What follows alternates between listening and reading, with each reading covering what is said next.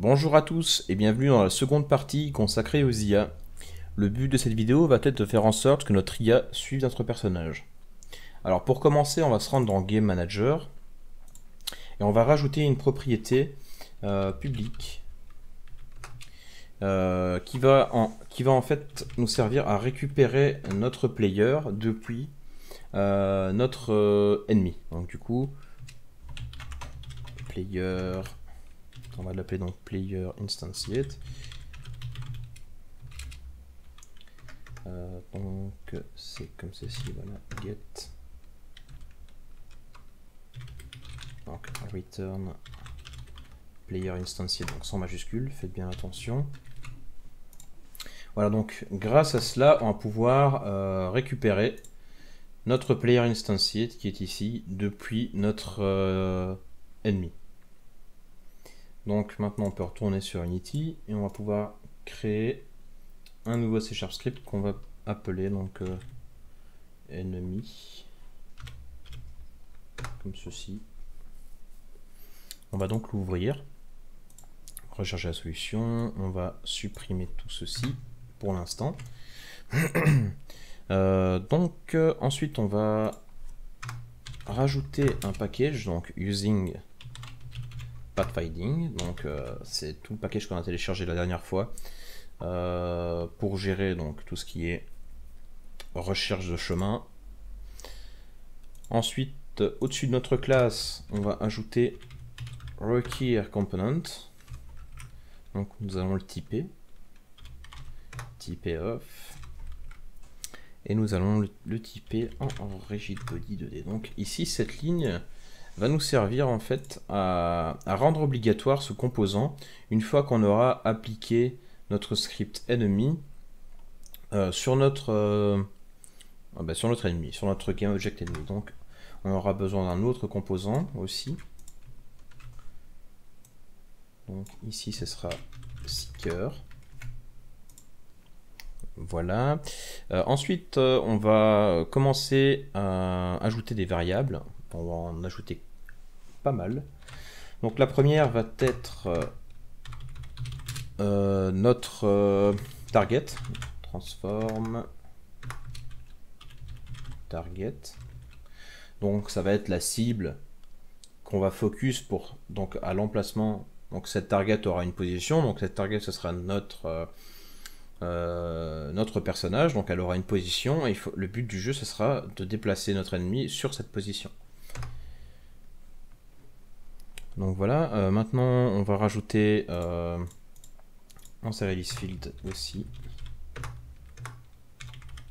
private float update rate. Cette variable va nous servir en fait à rafraîchir notre recherche au bout de X secondes. Enfin, ce sera un ratio, donc ce sera une seconde divisé par ce ratio. Donc ici, on va l'appliquer de base à 2. Voilà. Ensuite, size field, toujours. Private pass. Donc notre objet pass, que nous appellerons pass. Ensuite, toujours en service field, private float speed. On va faire un petit espacement pour rafraîchir un peu le code. Ensuite, on va rajouter aussi en service field toujours private force mode 2D. On va l'appeler donc force mode. Donc cette variable va nous servir en fait à appliquer une certaine force, enfin une certaine parce qu'en fait il y a deux différentes sortes de force. Il y a l'impulse et il y a le force en fait. Donc ici au moins on pourra le choisir directement dans l'éditeur, enfin dans l'inspecteur. Ensuite on va ajouter toujours en service field private float next waypoint distance.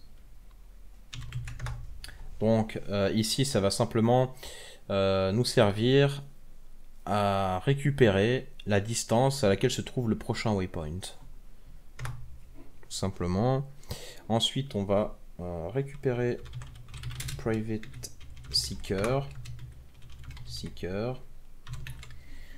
Donc, si vous vous rappelez, ici, on l'a rendu obligatoire. Donc, de base, on sait que notre objet possédera obligatoirement cet objet. Donc, du coup, on le récupérera facilement avec un getComponent. Ensuite, on va rajouter private bool pass is ended. Donc, ce booléen va simplement nous servir à savoir si la recherche du chemin est terminée. Donc ici, dernière variable, current waypoint.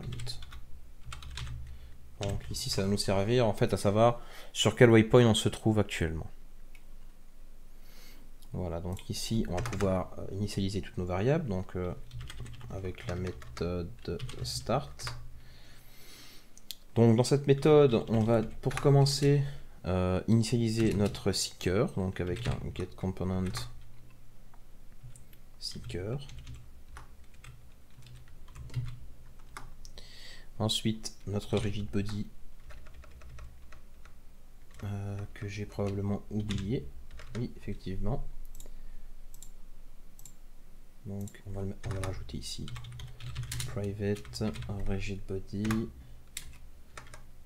2D rigidBody. Voilà, donc ici on peut rajouter rigidBody est égal à getComponent rigidBody 2D. Voilà. Ok, c'est bon. Ensuite, notre target, et bien voilà l'utilité de notre propriété qu'on a fait tout à l'heure. Donc target égale GameManager, GameObject, GameManager.instance .instantiate player, enfin player instantiate. Donc ici, on va faire une petite vérification. Si notre target égale nul, bon, voilà, si c'est égal à nul, on va lancer une petite alerte.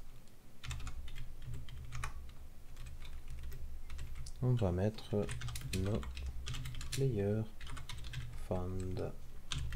Donc une fois nos variables initialisées, on va créer une coroutine qui va nous servir en fait à actualiser la recherche du chemin. Donc c'est parti, donc private i enumerator up update pass. Voilà, donc première chose, on va vérifier if target différent de nul, ça évitera pas mal de soucis une fois qu'on mourra. Donc on va, grâce à l'objet seeker, démarrer notre recherche. Il aura besoin du coup d'une position, donc notre position actuelle, la position de notre target, et on aura besoin d'une troisième propriété qui va être donc une méthode qui va être appelée par un délégué. Donc cette méthode, on va la créer tout de suite. Donc public void on pass complete, qui prendra en paramètre un pass. Donc cette méthode va simplement nous servir à vérifier p.error, donc s'il n'y a aucune erreur dans notre pass, et bien pass égale p. Et ensuite, on va initialiser notre current waypoint à 0. Et donc ici, on va pouvoir appliquer notre onPass complete, comme ceci. Donc notez qu'il ne faut pas ajouter les parenthèses, ni mettre la propriété, enfin le paramètre ici. Donc si j'aurais fait comme ceci et que j'aurais appliqué un pass ici, ben, ça n'aurait pas marché, car ici c'est simplement une méthode qui va être appelée par un delegate. Donc le delegate a déjà cette signature, donc pas besoin de lui rappeler quelle est sa signature. Donc voilà, pas besoin d'en faire plus du coup. Alors on va pouvoir par la suite faire une pause dans le code, donc yield return new wait force count. Donc là on fera une seconde divisé par notre update rate ici.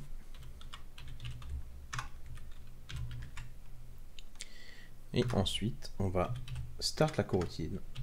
Start coroutine. Update pass. Donc ici, comme vous l'avez vu, je redémarre la coroutine. Donc dans la coroutine même, je démarre de nouveau la coroutine parce que une fois arrivé à la fin de cette instruction, eh bien il va redémarrer l'instruction. Donc en fait c'est comme une boucle, hein. J'aurais pu boucler, j'aurais pu faire une boucle avec une condition de fin. Donc, mais comme ceci ça marche très bien aussi. Alors on va pouvoir dès le start, donc start coroutine, et appliquer notre update pass. Voilà. Au moins dès le start, on lance la recherche. Donc maintenant, on va créer notre méthode fixed update. Donc en private, on va directement taper fixed update. On a oublié de générer le P. Voilà, voilà. Alors ici, on va vérifier si notre target égale nul. Donc si c'est nul, je return. Mais avant ça, on va revérifier à nouveau quelque chose. Donc si notre game manager.instance.player instantiate est différent de nul, lui, eh bien on va simplement dire que notre target est égal à notre game manager.instance.player instantiate. Et on va de nouveau démarrer notre coroutine qui sera donc update pass. Voilà. Parce que du coup, une fois que je meurs, en fait, il faudra qu'il check si sa target est différente de nulle, en fait. Donc si elle est nulle, bah, il return. Si elle est nulle et que il y a un autre player qui a été instancié, du coup, eh bien, il faut qu'il le récupère. Et ensuite, on restart la coroutine de update pass. Au moins, comme ça, on peut de nouveau définir une trajectoire pour notre ennemi. Voilà, donc ça c'est ok. Maintenant, on va revérifier ici if pass égale nul. Donc, égal.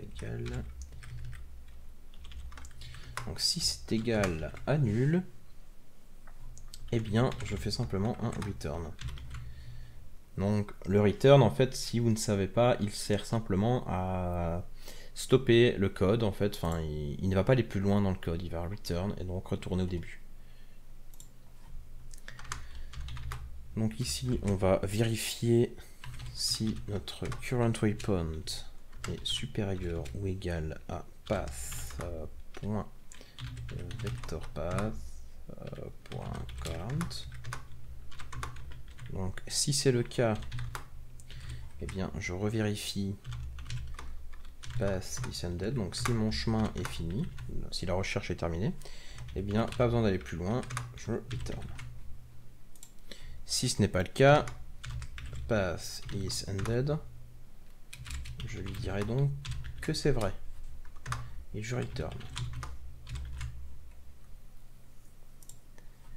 Donc si ceci n'est pas respecté, eh bien ça veut dire que passIsEnded égale false. Ensuite, on va créer un nouveau vecteur 3 qu'on appellera dir et qui sera donc égal à pass.vectorPass. Et donc l'index de ce tableau sera donc currentWaypoint moins transform.position. Donc moins la position, donc cette position-ci, moins la position de mon ennemi. Donc ici je vais multiplier par la vitesse fois time.fixed delta time. Fixed delta time parce que nous sommes ici dans un fixed update, donc le time.delta time n'est pas correct ici. Donc il faut bien un fixed delta time. Alors maintenant on va ajouter une force. Donc add force dans une direction, donc la direction que nous avons calculée ici plus haut, et le force mode que nous avons créé ici plus haut, juste ici. Voilà, donc maintenant on va rajouter une distance pour pouvoir la comparer, égale vector 3.distance, donc transform.position et pass.vectorPass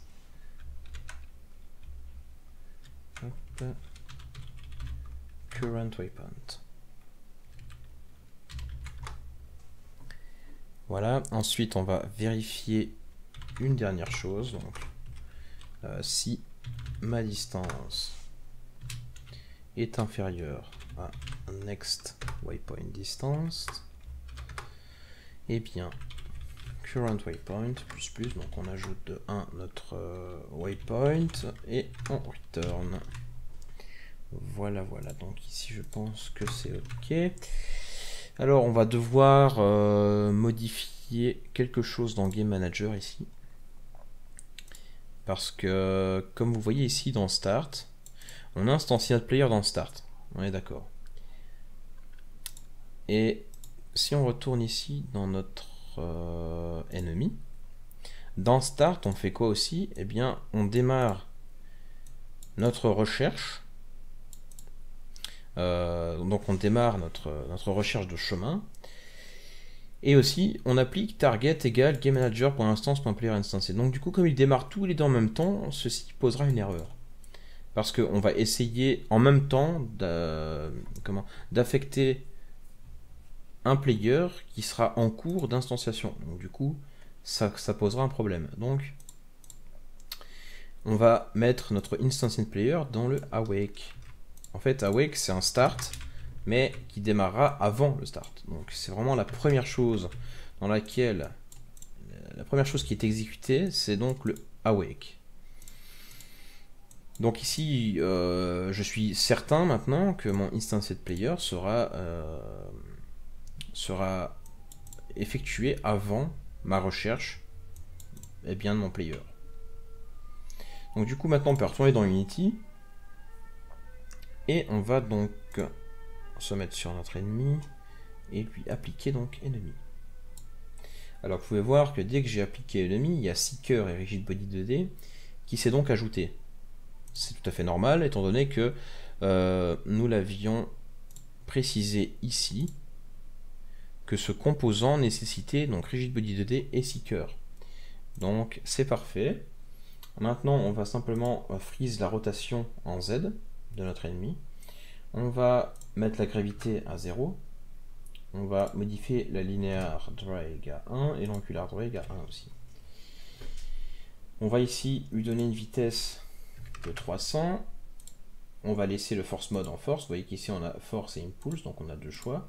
Mais impulse il va se retrouver assez loin, mais ça peut être sympa, ça dépend de ce que vous recherchez. Alors next waypoint distance, on va le mettre ici à 2 et on va donc démarrer. Donc ici, notre ennemi nous suit bien, il n'y a aucun souci. Alors, vous pouvez voir un peu ce qui se passe si j'active les gizmos ici. vous pouvez voir qu'il recherche donc un chemin, tout simplement. Vous voyez que à chaque, donc le ratio à laquelle je limite donc le temps d'attente qui se trouve ici, 1 divisé par update rate, et bien cette valeur là, donc si par exemple c'est 0,05 secondes par exemple, et bien tous les 0,5 secondes, il va rechercher un nouveau chemin, une nouvelle trajectoire. Alors donc si maintenant je me suicide, vous voyez qu'ici il ne me recherche plus, et dès que je réapparais, eh bien il m'a retrouvé, et donc il sait qu'il doit à nouveau me suivre. Merci d'avoir regardé la vidéo. Si ça vous a plu, n'hésitez pas à partager et laisser un petit pouce bleu. Si vous avez des questions, n'hésitez pas à me les poser en commentaire. Et moi je vous dis à bientôt pour une nouvelle vidéo. Salut tout le monde!